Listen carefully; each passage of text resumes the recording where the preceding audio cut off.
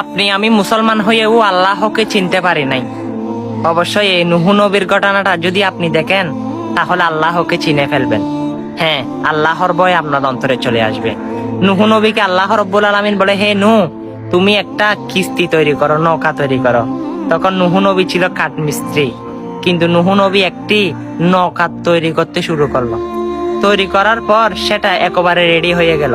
তখন নূহ নবীর যারা দুশ্মন রয়েছে, নূহ নবীকে অপছন্দ করে, তারা কিন্তু সেই নূহ নবীর কিস্তিতে ফাইখানা করতে লাগলো।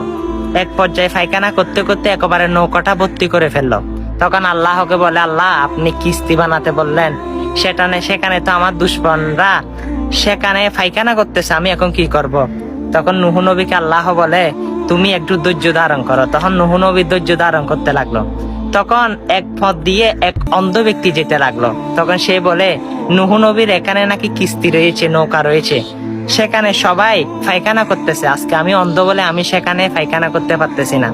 তখন মানুষ পাশের জন শুনেছে, তখন বলে, তোমার আশাটাও কেন পূরণ থাকবে, যাও তুমি পায়খানা করো। এমন ভাবে ধাক্কা দিল, এক ধাক্কায় মানুষটা গিয়ে নূহ নবীর কিস্তির মধ্যে পড়লো। তখন গুবরের মধ্যে সে ডুবে গেল। গুবর থেকে উঠে দেখতেছে তার অন্ধ চোখ ভালো হয়ে গেল। সুবহানাল্লাহ। তখন সে মানুষটি উঠে একেবারে দূর দিল, যে জীবনে দুনিয়া দেখে না, আজকে সে দুনিয়া দেখতে পারতেছে। তখন বলে, নূহ নবীর কিস্তির পায়খানা তো পায়খানা না, সেটা মনে হয় কোনো বড় ধরনের অসুখ। তখন সেটা সারাই ওয়ার্ল্ডে ছড়িয়ে গেল, হ্যাঁ, নূহ নবীর কিস্তির এই পায়খানা ওষুধ। তখন সবাই ফাতিলে নিয়ে আসতেছে পায়খানা গুলো নেওয়ার জন্য। যে রোগের জন্য খাচ্ছে সেই রোগ ভালো হচ্ছে। সুবহানাল্লাহ। হ্যাঁ, এরকম নিতে নিতে সব পায়খানা নিয়ে গেল। তখন আল্লাহ রাব্বুল আলামিন বলে, হে নূহ, তোমার কি অবস্থা? তখন বলে, যারা করছে তারা তো নিয়ে গেছে, একটু একটু গন্ধ। তখন আবারও অনেকজন ব্যক্তি সেই ওষুধ নেওয়ার জন্য আসলো, পায়খানার কি।